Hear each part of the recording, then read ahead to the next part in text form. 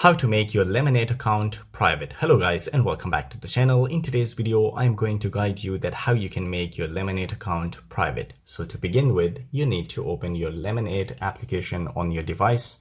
Once you open the application, you will see an interface like this. From here, from the menu at the bottom, you need to go to your profile. So once you tap on your profile, from here, you need to go to the settings by tapping on the setting icon. Once you tap on the setting icon, you will find the privacy option.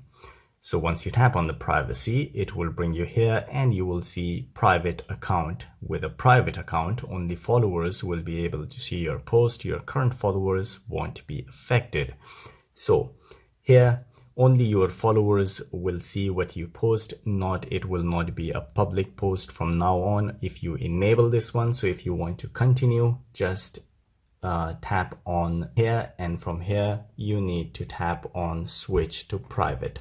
So once you switch to private, as you can see, it is enabled now. From now on, your account will be private. So guys, this is all it takes to make your account private on Lemon8 application. If you liked the video, don't forget to subscribe. I will see you in the next video. Till then, take care.